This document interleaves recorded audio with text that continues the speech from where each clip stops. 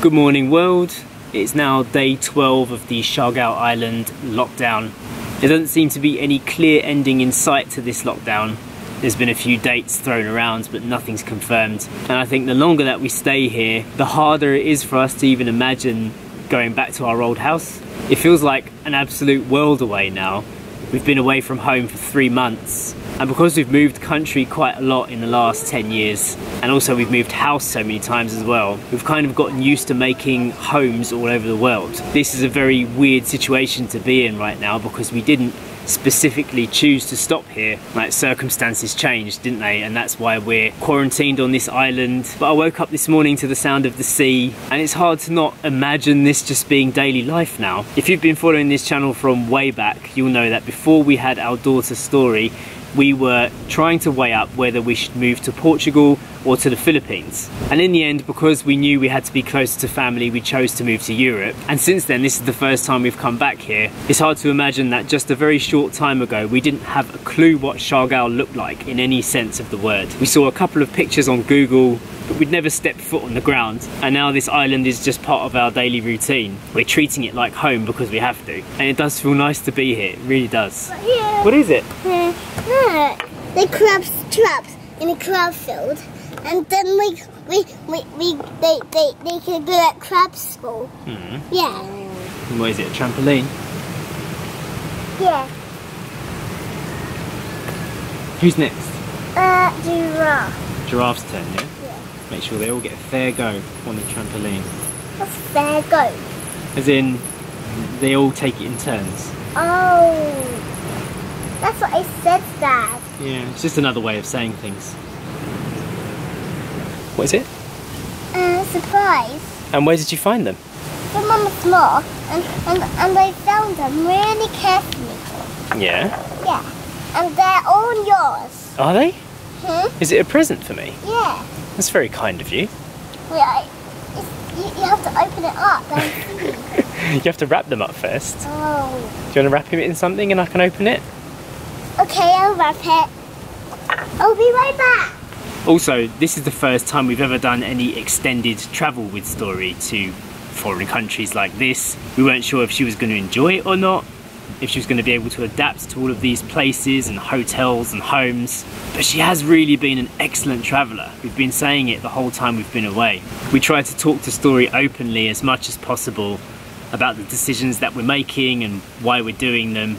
And in the middle of this crisis where we're locked down onto this island, one of the questions we asked her was, what happens if we never went back to Portugal? How would you feel about that? She did express some concern for her toys that have been left behind, but otherwise she seemed open to change. Hey, Dad. Open it. Oh, thank you, Story. Can I open it now? Yeah. Wow, I love it. Yeah. And there's something else in there. Yeah? Oh, beautiful. Is that for me as well, or was it for you? It's for you. Oh, you're so kind. I'll show you how to do this. To pretend to talk them. Okay. So you put one there and a bear on here. Yeah. And then when one falls over, and then the elephant rescues. I see. Do you like the Philippines? Yeah. What do you like about the Philippines? Sea creatures. You like the sea creatures? Yeah. Which is your favourite sea creature? Seaweed. Seaweed? Yeah. Why do you like it here? Because this is our home for a while. This is our home. Just a little while? Yeah. Do you like travelling? Yeah. What's your favourite thing about travelling? To go to the beach. Yeah? Yeah. You like beaches? Yeah. What about mountains? Yeah.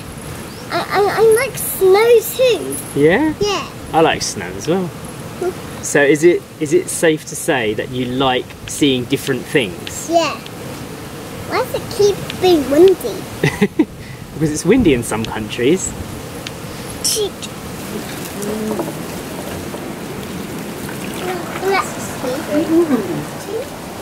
No? Okay.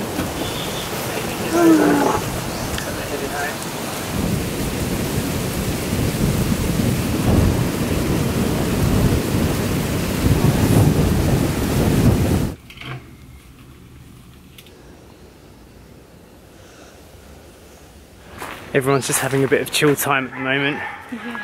We actually managed to get Story to have a little sleep, so going for a walk just into the local road. Story was up really early this morning, so I think it was one of those days where by 7:30 she's done like 5 activities already, and she's just like doesn't know what to do with herself, so she kind of wore herself out today before lunch, which is kind of unheard of these days.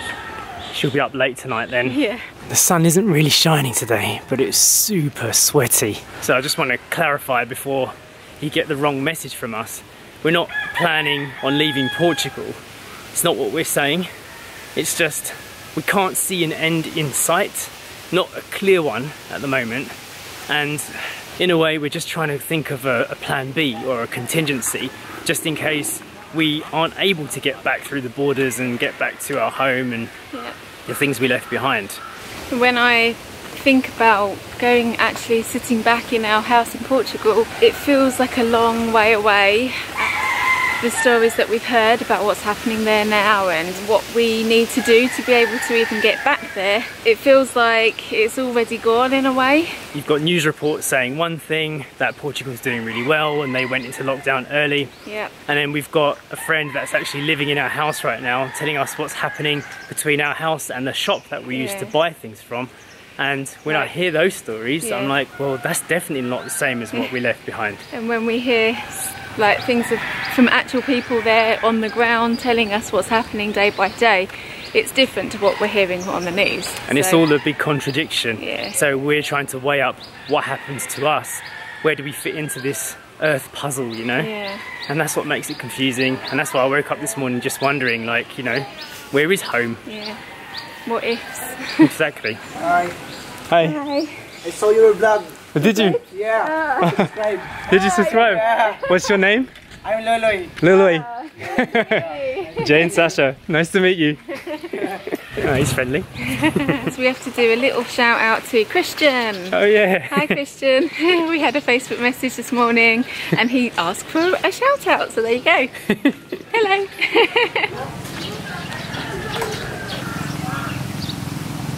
So this is pretty much the end of the road. Looks like a storm is coming. Feels like a storm is coming. It's got that really stormy, sticky, humid. Yeah. Look at these amazing houses on the beach, Sash. What a place to live, eh? Climb under the boat. Found the treasure or not? No, it was broken. So we already asked Story what she'd miss, and she said her toys. Mainly her Legos. Yeah, which could be replaced. What about you? What would you miss? To be honest, I'm not missing much. I miss my blender, fresh spinach. Greens, leafy greens. Yeah, and in a normal home day-to-day situation, I do a lot of baking with Story, so I probably would miss having an oven. I would miss my tools, but then I don't have many tools in Portugal anyway. When I see that old car outside the house, it frustrates me because I know I can fix and repair a car from start to finish like that by myself if I have the right tools. So silly things like that, but then they're all material things, things that you could get if you really wanted to bring them. I just miss having a car because, you know, driving around in a tuk-tuk is nice for a short period of time, but in the long run, I'd want a little bit more comfort on longer journeys, not get so windswept, carry more stuff if I needed to, that kind of business. I have to say though, I am enjoying living more simply, very simply. It's something that we've often spoken about, like being a bit more minimalist, yet now we've kind of had that forced upon us because 3/4 of our stuff was left behind, and in a way that's a good thing. If I could swap all of my things, all of my belongings and the things that I might miss, so Story could have a few more of her toys and her cuddlies with her, then I would. For me personally, I'm not too fussed about my things that I've left behind. Oh, that's nice. So many treasures. Yeah. Taking the beachway home, aren't we? Yeah, I thought we'd do a little loop back round to the house. So we both agree with each other that we're not ready to leave behind everything that we had in Portugal just yet. There's a lot of chapters that would need to be closed and things that would need to be tied up before we ever felt that way. When you start making a daily vlog like this one, you open up about your emotions and how you're feeling on that day. So don't read between the lines too much. We don't know how we're feeling. Everything's a bit of an emotional roller coaster, not just for us, but everywhere in the world right now. And we may feel something totally different tomorrow than we did today. This is just a way for us to kind of document what's going on in our heads and in the world right now. And that's how we woke up feeling. Look at this, this is very interesting. So those cool shells that we were picking up, the hard top of a sea urchin, that completes the picture a bit, doesn't it? Yeah. We'll have to show Story this later so she knows what's what. I can just about see Story, still in bed over there.